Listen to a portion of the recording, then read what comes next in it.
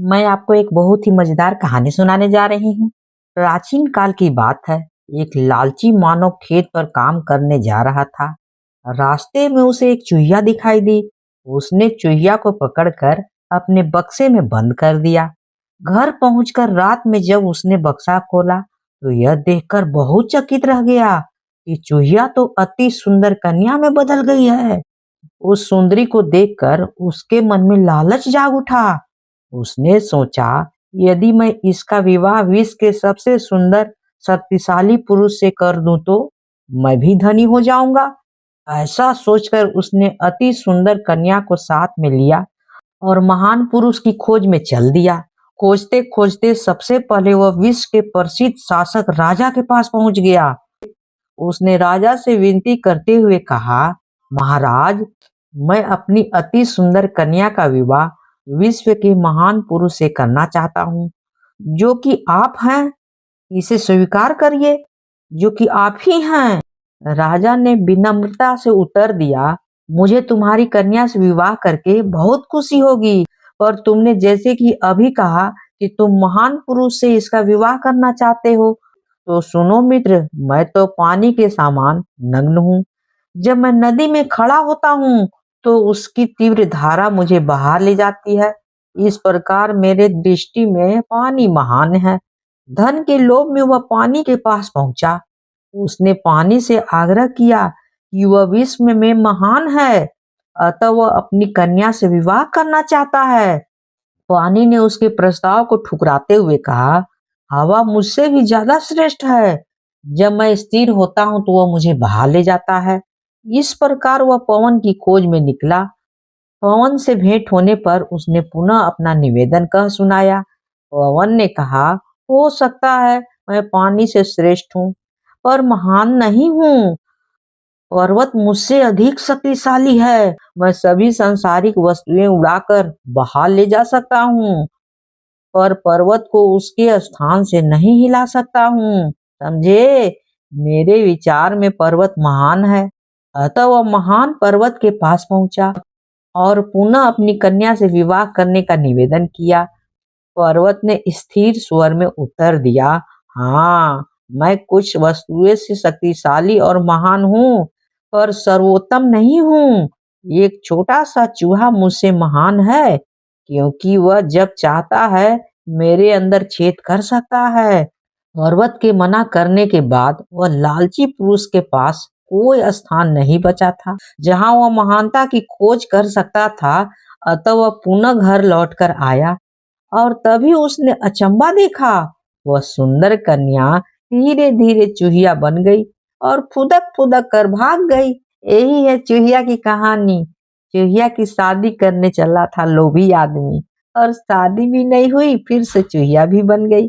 अगर कहानी अच्छी लगी हो तो please like share and subscribe तो जरूर ही करिएगा। करना ही है, मना तो बिल्कुल मत करिएगा। मैं आपको एक बहुत ही मजेदार कहानी सुनाने जा रही हूँ। एक समय की बात है। राजस्थान के रामदेवड़ा गांव में नाहर सिंह साहूकार रहता था। साहूकार छोटी छोटी बातों पर नाराज हो जाया करता था। उसका एक नौकर था। उसका नाम था छंगा। छंगा के एक पाँव में 6 अंगुलियां थी, इसीलिए उसको सब लोग छंगा कह के पुकारते थे। एक बार साहूकार की पत्नी अपने नैहर गई हुई थी। घर में नाहर सिंह और उसका नौकर छंगा थे। साहूकार ने एक दिन छंगा से दोपहर के भोजन में चरमा बाटी बनाने के लिए कहा और स्वयं बैठक में गद्दी पे चला गया। अभी पूजा अगरबत्ती कर ही रहा था कि हाथ में मटकी लिए हुए छंगा आया और बोला, मालिक, मालिक, घर में घी नहीं है, पैसे दे दो। पैसे लेकर वह बाजार से घी लाने गया। घी की मटकी दुकानदार को देकर वह मदारी का तमाशा देखने लगा। तमाशा समाप्त हुआ तो उसने घी के पैसे दिए और मटकी लेकर आ गया। साहूकार ने छंगा को आते हुए देखा तो पूछा, घी ले आया है? इधर ला, जरा चक्कर तो देखूं कैसा है। साहूकार ने घी निकालने के लिए उंगली हांडी में डाली। यह क्या? ऊपर ऊपर से घी था, नीचे से दही भरा हुआ था। साहूकार ने अपना माथा ठोका। ये कैसा बेवकूफ है? किस प्रकार के बेवकूफ से पाला मुझे पड़ा है। मेरे पैसे लुटवा आया है, गधा कहीं का। क्रोध में साहूकार ने पास में पड़ी छड़ी उठाई और तड़ातड़ 10-5 छड़ी छंगा को जमा दी। छंगा करा उठा। उसने मन ही मन कहा, एक दिन देख लूंगा तुझे, तुम समझ लेना। ऐसे ही कुछ दिन बीतने पर साहूकार ने छंगा से कहा, आज मुझे दावत में जाना है, मेरी नई मोजड़ी में तेल लगा कर रख देना, समझे। छंगा ने उत्तर दिया।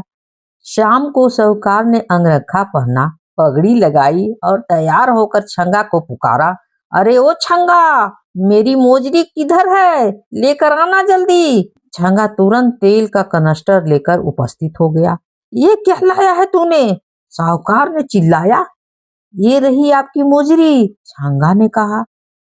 यह तो इस तेल के कनस्टर में रखा है, छंगा का जवाब था। अब तो साहूकार को अपने पर नियंत्रण नहीं हो रहा था और उसने लातों घूंसों से मारकर अधमरा कर दिया छंगा को। साहूकार तो मार पीट कर वहां से चला गया। छंगा बहुत देर तक रोता कराता रहा और बड़बड़ाता रहा, एक दिन देख लूंगा तुझे। कुछ दिन बाद साहूकार ने छंगा से कहा, मुझे तेरी मालकिन को लिवाने के लिए अपनी ससुराल जाना है, तुझे भी मेरे साथ चलना होगा, समझे। ससुराल ले जाने के लिए घेवर और मिश्री मावा ले आना, रास्ते के लिए कचौड़ी रख लेना, यहाँ से सवेरे सवेरे निकल लेंगे। अगले दिन उंगलियों में चमचमाती अंगूठी, गले में हार, सुनहरा अंगरखा, चरमर नई मोजरी पहने हुए साहूकार सज धज कर ऊंट पर सवार हो गया। मालिक, आपकी अंगूठियां तो खूब चमक रही हैं। हाँ, शुद्ध सोने की बनी है, सुनहरी चमक वाली चीजें बहुत कीमती होती है, साहूकार ने गर्व पूर्वक कहा। सूरज आसमान में ऊपर चढ़ आया था। साहूकार ऊंट पर सवार आगे था, पीछे पीछे छंगा सामान उठाए पैदल चल रहा था। साहूकार के आभूषणों की चमक से रास्ते की रेत बार बार चमक उठती। छंगा को साहूकार की बात याद आई, चमकने वाली सुनहरी चीजें कीमती होती हैं। उसने रास्ते की चमकती रेत मुट्ठी में भर लिया। उसने रास्ते की चमकती रेत मुट्ठी से भर भर कर खाने एवं मिठाइयों के थैलों में डाल ली। रास्ते में एक बगीचे में कुएं के निकट साहूकार ने ऊंट रोका। छंगा ने पानी भरा। साहूकार ने चबूतरे पर बैठकर अपना मुंह हाथ धोया और छंगे से खाना निकालने को कहा। छंगा ने प्याज की कचौड़ी, मिर्च एवं लहसुन की चटनी और साथ में कुछ मिठाइयां भी परोस दी। जैसे ही साहूकार ने पहला निवाला मुंह में रखा, उसका मुंह किरकिरा गया। वह चिल्लाया, यह क्या मिलाया है खाने में। छंगा ने जवाब दिया, सुनहरी रेत जो चमक रही थी। ससुराल खाली हाथ जाना पड़ा, सराय आने तक भूखा रहना पड़ा। यह सोचकर साहूकार अपने क्रोध पर काबू नहीं रख सका। उसने फिर छंगा की मरम्मत की।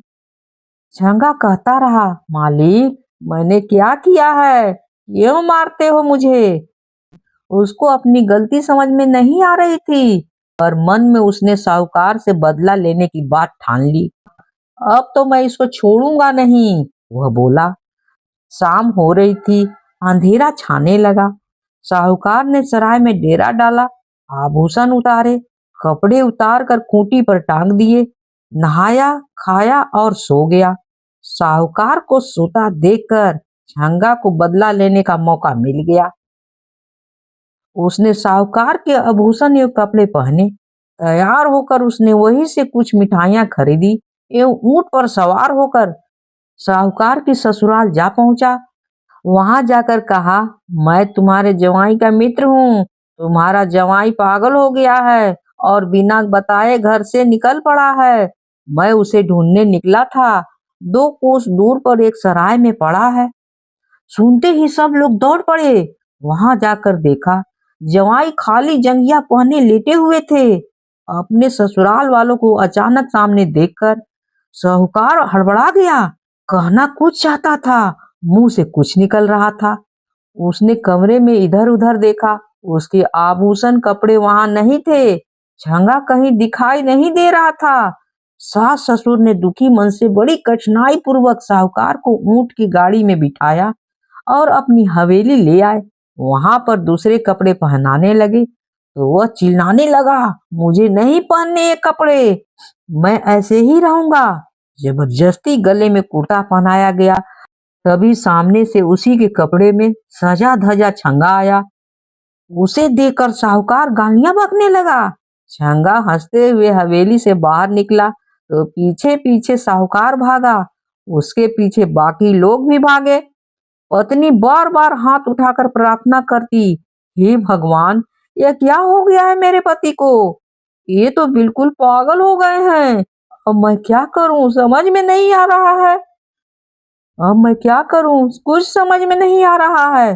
भोजन के समय फिर छंगा ने साहूकार को तंग किया। सब लोग इनको जरा भी ठीक से खिलाइए, 3 दिन से खाना नहीं खाया है। अब कोई कहे खीर खाओ, कोई कहे पूरी खाओ, कोई कहे चूरमा खाओ। खिलाने की कोशिश कर कर के सब हार गए थे। साहूकार सबके हाथ झटक झटक कर खड़ा हो जाता और और क्रोध पूर्वक बोला, मुझे कुछ नहीं खाना है। इसी को माल पकवान खिलाओ जो छंगा बैठा है यहाँ पर। मैं जा रहा हूँ। साहूकार सबको ढकेलते हुए पैदल ही चल पड़ा। थोड़ी ही दूर पर एक शिव मंदिर था। वहां जाकर वह एक कोने में बैठ गया। उसी मंदिर में उसकी दुखी पत्नी शिव जी की पूजा कर रही थी। वह भगवान से अपने पति की अच्छा करने की विनती कर रही थी। जब वो नारियल फोड़कर प्रभु के चरणों में चढ़ा रही थी तो साहूकार अपनी जगह से उठा और बोला, भगवान शिव के चरणों में फोड़ने की बजाय ये नारियल मेरे सिर पर फोड़ दे, समझे? इस अचानक हमले से पत्नी घबरा गई और उसने सचमुच में नारियल साहूकार के सिर पर दे मारा। नारियल तो नहीं फूटा और साहूकार के सिर से खून बह निकला।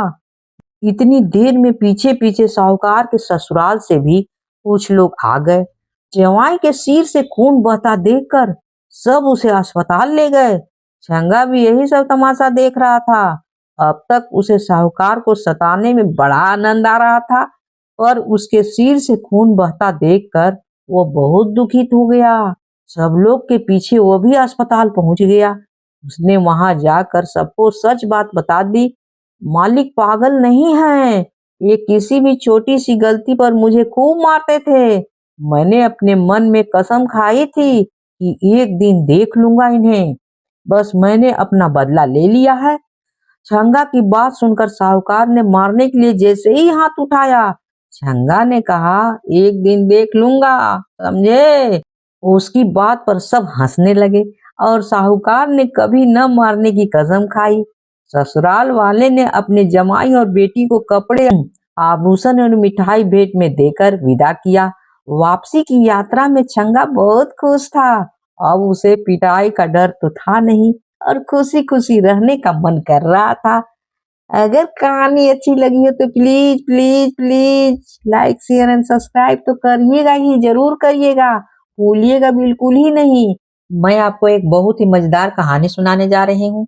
4 मित्र थे। इनमें से एक खाती था, एक दर्जी था, एक सुनार था और एक ब्राह्मण था। चारों ने परदेश में जाकर धन कमाने की सोची और एक दिन ठीक मुहूर्त देखकर अपने गांव से रवाना हो गए। चलते चलते शाम हो गई तो एक कुएं के पास रात बिताने के लिए ठहर गए। सब लोगों ने भोजन किया और फिर सोने की तैयारी करने लगे। सुनार के पास सोना था, इसलिए उसने कहा, भाइयों, सबका एक साथ सो जाना ठीक नहीं होगा। दर्जी ने कहा, हाँ भाई, ठीक कहते हो, हम लोगों को बारी बारी से पहरे पर जागना चाहिए। ब्राह्मण ने सबके पहरे का समय निश्चित किया। पहरे पर सबसे पहले खाती की बारी आई। वह जागने का प्रयत्न करने लगा, किंतु थकावट के कारण उसे नींद नहीं आ रही थी। उसने सोचा, कुछ काम करना चाहिए। खाती ने एक लकड़ी का टुकड़ा लिया, औजार निकाले और पुतली बनाने लगा। अपना सारा पहरा खत्म होते होते उसने एक लकड़ी की एक सुंदर पुतला बना दिया और फिर दर्जी को जगाकर सोने चला गया। दर्जी ने देखा, पुतली तो बहुत सुंदर बनी है। उसने रंग बिरंगे कपड़े निकाले, पुतली के नाप लिए और फिर सिलाई करने लगा। अपने पहरे के समय उसने पुतली के लिए अच्छी सी चोली और घेरादार घाघरा तैयार कर लिया। साड़ी के नाप का चूड़ीदार का कपड़ा लिया और पुतली को सभी कपड़े से पहनाकर उड़ाकर खड़ा कर दिया और देखने में बहुत सुंदर लगने लगी। फिर आधी रात के बाद सुनार की बारी आई। वह सोना निकाल कर गहने बनाने लगा। धीरे धीरे उसने कनफूल, नथ, हंसली, हार, चूड़ियां, पायल सभी गहने बना लिए और पुतली को पहना दिए। पुतली गहनों कपड़ों में बहुत सुंदर दिखने लगी। लग रहा था कि अब वह बोलने लगेगी। अंत में ब्राह्मण की बारी आई। वह पुतली को देखकर विचार में पड़ गया। उसने सोचा इस पुतली को अपने मंत्र बल से जीवित करना चाहिए। वह मंत्र बोलता हुआ उस पर जल छिड़कने लगा। सुबह होते होते पुतली जीवित होकर जवान लड़की बन गई। सवेरा होते ही सभी जाग गए और सुंदर लड़की को अपने पास देखकर आश्चर्य करने लगे। ब्राह्मण ने कहा, इसको मैंने मंत्र बल से जीवित किया है, इसलिए मैं ही इसके साथ विवाह करूंगा।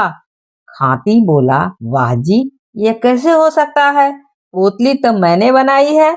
दर्जी बोला, इसके लिए मैंने ही तो कपड़े तैयार किए हैं, इसके साथ मैं ही विवाह करूंगा, समझे?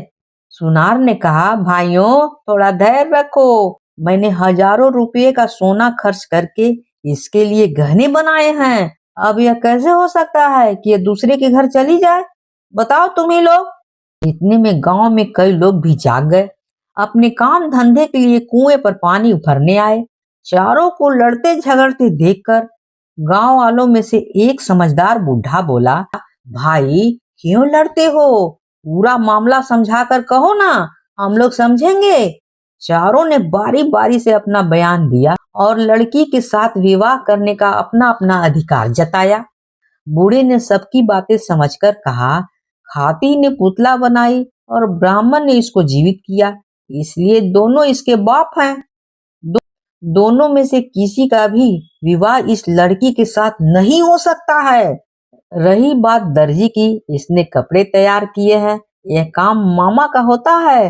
विवाह पर मामा मायके के रूप में कपड़े लाता है और विवाह कराने वाला व्यक्ति गहने लाता है। गहने पहनाने वाला व्यक्ति सुनार है, वही इस लड़की से विवाह कर सकता है, समझे तुम लोग? सबको यह न्याय स्वीकार करना पड़ा। सुनार इस लड़की से विवाह कर अपने घर लौट आया और दोनों सुखी से रहने लगे। अगर कहानी अच्छी लगी हो तो please please like share and subscribe जरूर कीजिएगा, भूलिएगा बिल्कुल नहीं। मैं आपको एक बहुत ही मजेदार कहानी सुनाने जा रही हूँ। प्राचीन समय की बात है, एक ब्राह्मण था। वह अपने जीवन से बड़ा ही दुखी रहा करता था। घर में कुछ खाने को नहीं था, स्वयं को खाने के लिए कुछ था ही नहीं, तो दूसरे को क्या खिलाता? नाते रिश्तेदार भी उसी को इज्जत करते हैं जो बहुत धनवान होता है। इन सभी चीजों से दुखी होकर ब्राह्मण ने कहीं दूर भाग जाने का या किसी नरभक्षी पशु का आहार बन जाने की सोची। इसी सोच में डूबा हुआ वह घने जंगल की ओर निकल गया। शाम होने को आई, वह एक पेड़ के नीचे बैठ गया। उसने सोचा कि अभी कोई हिंसक पशु आएगा जो अपनी भूख मिटाने के लिए मेरी जीवन लीला खत्म करके कलेश सारे दूर कर देगा। उसी समय उसने देखा कि सामने एक गुफा में से शेर निकला। शेर कुछ रुका।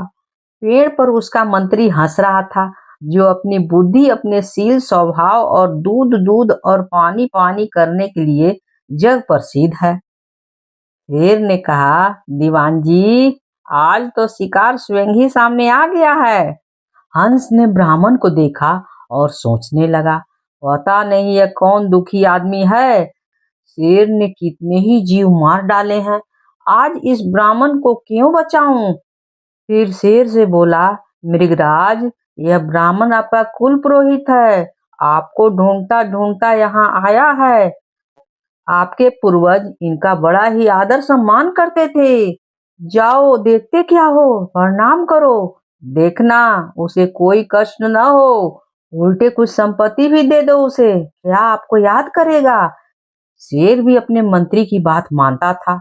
झट से गया और ब्राह्मण के पैर छुए और उसे गुफे में ले आया। शेर ने उसकी आवभगत की और फिर एक जगह दिखा दी जहाँ से ब्राह्मण ने धरती खोद कर दौलत पाई और शेर से अनुमति लेकर घर लौट गया। धन दौलत मिल जाने से ब्राह्मण का दुख दलित जाता रहा। अब उसका रहन सहन भी बहुत अच्छा ढंग से हो गया। घर में पशुधन धन्य धान आ गए। अब वह प्रायः शेर के पास जाया करता और हर बार कुछ न कुछ लेकर आता। इस प्रकार वह काफी अमीर हो गया। एक दिन ब्राह्मण की स्त्री ने कहा, तुम रोज कहते हो कि हमारा नया नया यजमान बहुत ही अच्छा है, कभी उसे अपने घर तो बुलाइए। इस महीने यजमान गुरु के घर का अन्न खाते हैं, तुम भी उसे निमंत्रण दो। बात ब्राह्मण को जच गई और वह शेर के पास गया और उसे खाने के लिए न्योता दे दिया और घर बुलाया। शेर ने कहा, रहने दो, हम हुए जंगली जानवर, रात अंधेरे में ही आ सकते हैं, तुम्हें बड़ी असुविधा होगी, समझे। पर ब्राह्मण ने बहुत आग्रह किया और शेर ने उसके घर आने के लिए स्वीकार कर लिया। एक दिन ब्राह्मण शेर को अपने साथ ले आया। उसने अपने इस विचित्र यजमान की बड़ा ही कद्र की। पर नई नई संपत्ति पाकर ब्राह्मण की स्त्री को बड़ा गर्व हो रहा था। उसने बहुत से पकवान बनाए थे। जब उसने शेर को देखा तो पहले तो बहुत डरी, फिर कुछ घबराई कि क्या करे, और उसे कुछ समझ में आ ही नहीं रहा था कि वह क्या करे। ब्राह्मण ने समझाया, ये कुछ नहीं करेगा, डरो मत, इसी के कृपा से तो हमारे दिन फिरे हैं। हाँ। जब वे भोजन के लिए बैठे तो ब्राह्मणी ने अपनी नाक कपड़े से बंद कर ली। उसे शेर से बहुत ही दुर्गंध आ रही थी। जब खा चुके तो उसने कहा, अच्छा है तुम्हारा यजमान, मुंह से बहुत दुर्गंध आ रही थी कि मेरी नाक ही सड़ गई। शेर ने यह बात सुन ली और धीरे से जंगल को निकल गया। कुछ दिन बाद ब्राह्मण फिर से शेर के पास गया तो देखा शेर के तेवर बदले हुए थे। शेर ने कहा, पुरोहित जी, यह लो डंडा और मारो मेरे सिर पर। ब्राह्मण ने कहा, क्या बात है महाराज, बताइए तो सही, आज आप कैसी बातें कर रहे हैं। शेर बोला, नहीं, आज तुम्हें डंडे का वार करना ही पड़ेगा, समझे। ब्राह्मण ने कहा, नहीं महाराज, यह काम मुझसे नहीं होगा। शेर गरजा, देखता हूँ तू कैसे नहीं करेगा। ब्राह्मण डर गया और उसने डंडा उठाया और धीरे से शेर के सिर पर लगा दिया। धार तेज थी, कुछ खून बह निकला। ब्राह्मण हैरान हुआ, अपने घर लौट आया। कई दिन बीत गए, ब्राह्मण डर के मारे उधर नहीं जाता। वह समझ गया कि शेर पागल हो गया है, पता नहीं अब उसका क्या हाल होगा, और अगर मैं गया भी तो मालूम नहीं इस बार क्या कहेगा मुझसे करने के लिए, समझ में नहीं आता है, मैं नहीं जाऊंगा। शेर ने कौवे को नया मंत्री बनाया। उधर शेर के मंत्री हंस को किसी शिकारी ने मार डाला। शेर ने कौवे को अपना नया मंत्री बनाया। कौवे ने अपनी मति के अनुसार शेर को सलाह दी और अपने ढंग से उसे चलाया। कई महीने बीत गए। ब्राह्मण को फिर धन की आवश्यकता हुई। उसने पुनः शेर के पास जाने की सोची और एक दिन वह जंगल की ओर गया। शेर की गुफा के बाहर पास के पेड़ पर कौवा बैठा था। उसने जोर जोर से काव काव करना शुरू कर दिया और इस प्रकार शेर को सूचित किया, ये शिकार करो, शिकार फंसा है। शेर ने बाहर आकर देखा, उसका अपना पुरोहित है। उसे हंसी आ गई। ऐसे ही एक दिन हंस ने भी उसके आने की सूचना दी थी। ब्राह्मण को शेर के पास बिना संकोच के बैठे और बातें करते हुए देखा तो कौवे को बहुत ही आश्चर्य हुआ।